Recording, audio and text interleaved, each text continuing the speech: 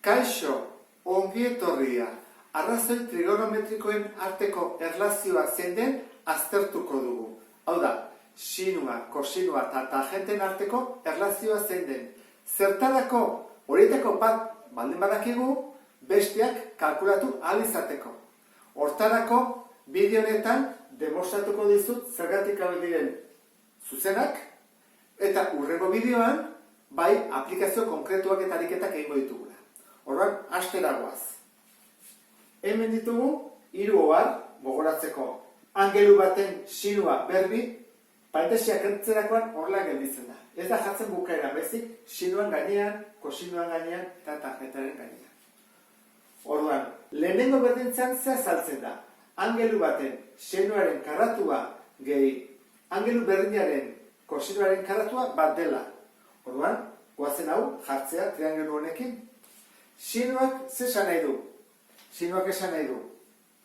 Aurkako katetoa B, zati hipotenusa A.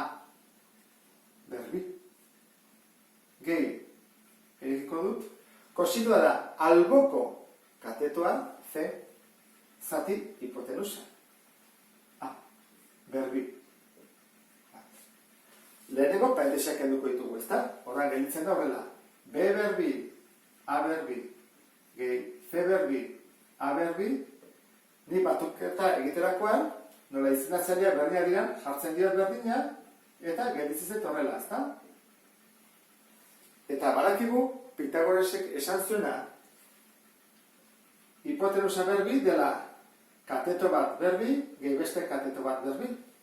Orduan, nik hau baldin badut, ordezkatu dezaket A berbirekin. Horran, hau kenduko dut eta jarriko dut A berbi. Eta A berbi zati A berbi zen bada? Bat. Orduan, ikusten duzu bezala, hau eta hau berdinak direla demostratu dugu. Orduan, lehenengo ikusi dugu zuzena dela. Goazen bigarrena demostratzea. Alfaren sinua zati alfaren kosinua. Horrak hori daiko duguna, sinua jartzea guaz, B, zera aurkako katetoa zati hipotenusa, eta Bean kosinua jarri behar dut, dela alboko katetoa zati hipotenusa. Hau badakizu nola egiten den, biera daude, bada horrela egitea, bide luzea, Honek esan edu zati, orduan da, B zatia, C zatia. Induz, hau, zati bekoa. Bize. Eta horren, horrela egiterakoan, bidertzerakoan, gelditzen da horrela, ez da? B biderra eta A biderze. Nola berdinarian A eta A kentzen da, eta gelditzen da B zati C. Baina B zati C da aurkako katetoa, zati alboko katetoa, eta hori zer da tangentea. Hori da bere definizioa. Horrek zesan nahi du, bigarrena ere demostratu dugula berniak direla. Egin bernean bide luze hau, behar da erraxagoa zen hola egitea. Bali bada zatia eta B zatia, kendu daitezke biak.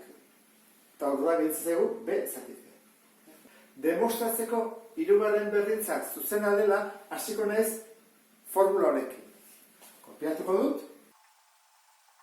Berdintza honetan, ezkerreko atala eta eskubiko atala zenbaki berdinez zatitzen badut, berdintza mantentzen da. Hori da egingo duguna. Horran jarriko dugu izena zene berdina denei. Normalean gu kentzen egoten gara. Baina hori egingo duguna da jarri. Eta zen jarriko dugu denei? Alfaren koseno berbidura.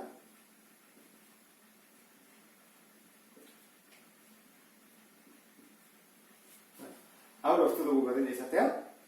Hau zen bada. Kendu iten da, berdina dialako, horra gelditzegu hemen bat.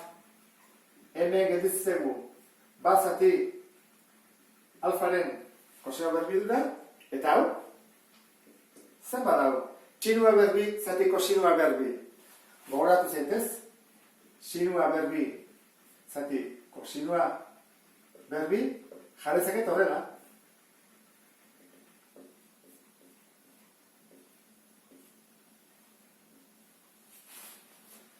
parentesia jarrezaket, atea egin dezaket berbi, bi egutelako. Eta sinua zetik kosinua zer da? Tangentea, orduan hau da, tangentea berbi. Beraz, hau da, tangentea berbi. Eta demostratu dugu, hirugarren berdintza hau ere zuzena dela. Eta ondo ulertu duzulakoan, beste bat arte. Agur?